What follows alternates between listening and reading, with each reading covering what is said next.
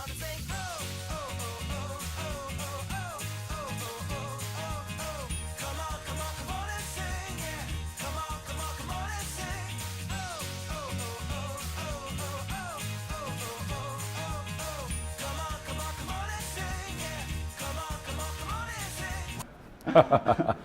Bob Riley with High Life Magazine, High Life Media, here with Knox Medical's CEO, Jose Hidalgo, and we were glad that you took time out of your day, out of the conference, to sit down and interview with us. My pleasure, Bob. One thing I wanted to ask is a lot of people don't know Knox Medical. They're unfamiliar with Knox Medical. Could you kind of expound on what Knox Medical is and like your company culture, what you stand for, and what you support? Well, you know, like I was telling a lady earlier, you know, the brand is Knox. Okay, so you can refer to us as Knox. Okay. Yeah, Knox Medical is our website. And, you know, obviously we're in the medical space, and this is a healthcare pharmaceutical type of environment. So I think that's what you're going to notice when you deal with us, in that it's a patient-centric environment in which we want to make sure that we produce the absolute best medicine to treat the variety of conditions that this wonderful plant can treat. What's unique about us is that we also want to make sure that we stay as true to the plant as possible. So we don't tinker with the plant, we don't add any sort of flavoring. We try to keep it as honest as possible. It is an organically made medicine. However, as you know, because we are not regulated by the FDA, you cannot claim that it's organic. So, but they're organic fertilizers. There's no pesticides that we use. Everything is grown naturally. I think one of the things, well, the main thing that makes us different from what's out there is that we saw the opportunity in the medical space when really the rest of the United States and perhaps the world were focusing on the recreational aspect of the business. Recreational aspects of the business for me was always dubious at best, because if you want to have a significant investment and really have a company that's going to stand the test of time, then you have to make sure that you have some protections. And in order for you to have the protections to make the investments that we made in the various states that we're operating under, you got to make sure that it's a restrictive nature that you can enter these markets. You want to make sure that people that are playing in those markets, i.e. Florida, Texas, Pennsylvania, Puerto Rico, you name it, Canada, have gone through the necessary requirements in order to meet that high bar requirement. Now, everybody obviously operates differently. We take great pride in what we do.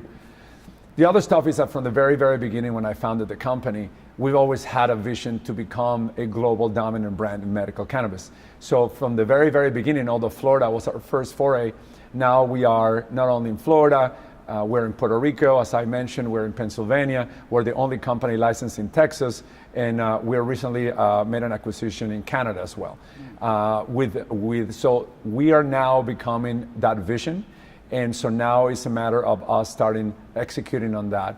And for that, we now focus on the science and make sure that we build the best medicines. Where's your company headquarters? It's in Miami, in an area called Wynwood, which is kind of a very popular area now. It's kind of the art district, so there's a lot of graffitis, as I'm sure you've been by it. It's a very vibrant area of Miami. We love the area. I live south of the area, around Coral Gables, about 13 miles from the office. The location that we chose was for a variety of reasons. Number one, we need a lot of space. We have a full-time call center that is at the office that handles all the phone calls from all the patients around wherever we operate, a bilingual call center. And also gives you the ability to access better talent. When you are south Miami, it makes it harder for people to drive there. The talent pool is smaller. So since we are growing so quickly, we are probably close to 100 employees in Florida, and over 100 employees if you include everything that's going around. We'll probably be somewhere around 250 employees by the time next year ends. So we need to have access to that human capital. And the fact that Wynwood is kind of like the talk of the town, in an area that is vibrant with young people, with new businesses, with entrepreneurs, with art, and this being such a vibrant new industry that really is, I think, the most exciting industry in the world, it seemed like it was the right fit for us to choose Wynwood to be our headquarters at. There's a lot of talk on social media that Knox does not support flower. Do you support flower? Well, I think that the conversation needs to be more guided towards why do we want to have flower cells? Let's start with that. So I think that this is a medical enterprise, right? So if we're going to be dealing with patients, I've never heard of a medicine that is smoking. I mean, if you've heard about one, I'll love to hear it. So I think we have to be careful when we use the term flower. I think smoking is hard to dosage, is hard to dosage properly. So for us, the most important thing is to have a consistent medicine. So let's say you're a parent and you have an epileptic child.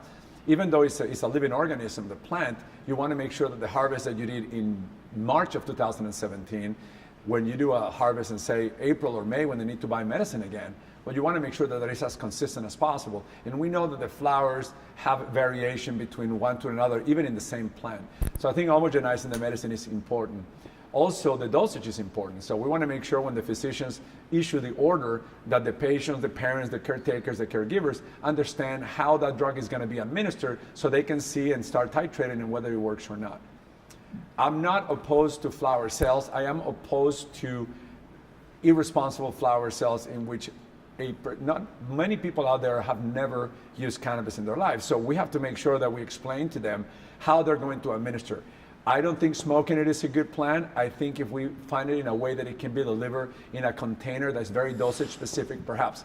The reason why flower cells, the reason why I think the argument is made is because of the entourage effect that's present in the flower. And as I told you earlier, our medicine keeps the entire cannabinoid profile plus the terpene profile. We've invested significant amount of money in research and development to ensure that we can capture that. So you want to make sure that, so that's why I think tinkering with the plant or losing some of the attributes, which is probably, if you don't mind leading into the next, which is the difference between CBD from hemp and cannabis, you know? That's where this really comes home, because yes, you can buy CBD over the internet, and I would caution people doing that, that is dangerous. They don't know the process, the origin, they don't know how it was manufactured. Some of it is coming from China, some of it is coming from Eastern Europe, some of them have used pesticides. And so what it becomes challenging for them is, what are they putting in their bodies? Also, even though a molecule of CBD is a molecule of CBD, whether it's present from hemp or from cannabis, there's a distinct difference between the cannabinoid profile present in the cannabis plant plus the rest of the terpene profile. That's what makes the medicine, and that's what is known as the entourage effect.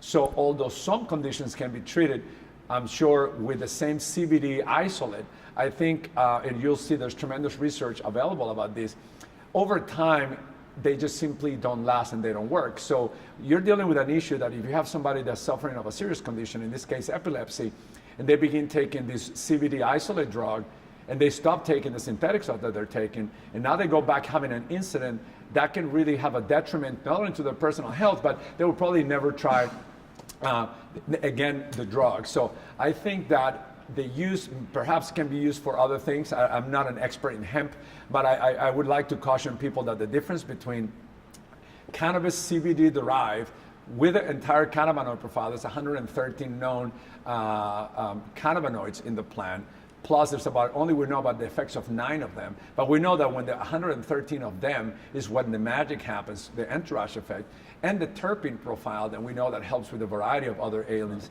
right? So we want all that present in the medicine, and that's why I think that people should be very cautious and do their own research to understand that they want to use cannabis-based CBD products. You're a Florida resident. When Florida passed Amendment 2 with 71.3% of the votes, the largest margin of Ever. any state. Yeah.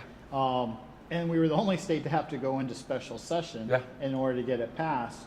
As a Florida resident, what are your views on how the Florida legislature handled this? Well, you know, I always start with a disclaimer that I'm not a politician. You know, I'm an entrepreneur, and we're focused on running our business plan, and that's all we do here every day. I think the Department of Health has a really tough mandate in front of them, because they have to regulate an entire new industry that there are no rules. So they have to create the rules. And so I think some people may differ with my opinion, but I think they've done a terrific job into making this a viable industry in the state of Florida, providing access. Can the access be better? The access can always be better. So we can always be more friendly for the patients. And I think that's the part that people lose sight of it. Everybody wants to talk about cannabis as a business, but people are not talking about the patients? How can we make sure that the access is present for the patient, right? So I think that they did the best they could. I was certainly happy. I obviously voted for it. And I made sure everybody that I knew voted for it. And it was, as you know, it was the single most bipartisan issue. We've done some research, I don't know if you have, but in every single county in the state of Florida, it was a 72%. So this is not like conservative versus liberal, vote. This was a bipartisan issue. I was happy to see that we expanded the conditions. I was happy to see that more people suffering some of the conditions that are known to be treated by cannabis now can access cannabis. So I was happy to see that. Some of the other stuff that the legislature made the decisions, this is politics, as I said, this is not my world. So they had to make some compromises, and we'll defer to them to do that. But I think overall, the fact that we were able to expand the conditions and the fact that other patients suffering from the ailments will have access to the medicine, I think that was a win for those that are in need of the medicine. I was wondering if you've seen a copy of High Life magazine, and if yes, what your opinion was of it. Yes, I have. I saw it actually. I picked it up yesterday. I saw that you have it downstairs in my office, and so after I saw the write-up from our chief marketing and sales officer that says, "No, really, you want to talk to Bob? There are serious publications." So I read the write-up. Then I went downstairs on my way. Excuse me. I went to lunch yesterday, and I picked up the magazine. And I glanced through it, and you guys have done a terrific job. It's a really professional magazine that is focused on the real issues, on spreading awareness, creating the knowledge base that people need, and then giving some contrast, I think, from other states. So I think you guys are doing a terrific job, and I commend you for that. We thank you for your kind words. And then, is there anything else that you'd like to tell us about Knox that we don't know, and that maybe you'd like Florida residents and our state to know a little bit more about Knox? Well, one of the things that we're very proud of, and the only reason why I actually was aware of this is because when we applied in Pennsylvania, they had this area that talks about diversity. And I was like, what do you mean diversity? This is a very diverse company, right? So I was surprised to see that other states are not as, I would say, as progressive as Florida is. So, we're very proud to say we are a minority-owned company. We have people from all walks of life, from all different types of ethnicities that we employ a very, very diverse group of folks with amazing skill sets at all levels of the company. So I'm very proud of saying that. And that allows us to, I think, connect with some of the patients that perhaps they will feel left behind. So we're very proud of the work that we do with the community, and very proud of the work that we do in these grassroots efforts that we have to make this medicine available. So I would probably tell you that's one of the things I'm the most proud of. We make sure that everybody in our call center speaks Spanish. We know we have a very large Hispanic population in Florida, a very large, of course, in Puerto Rico, Pennsylvania, Texas, and so on. So I think that's something that is important as we live in a very diverse world in which people want to make sure they feel included. Well, I want to thank you very much for taking time out of the conference to interview with us. No, thank you, Bob. I appreciate your time. Thank you, Jose. Look forward to seeing you soon again. Appreciate it.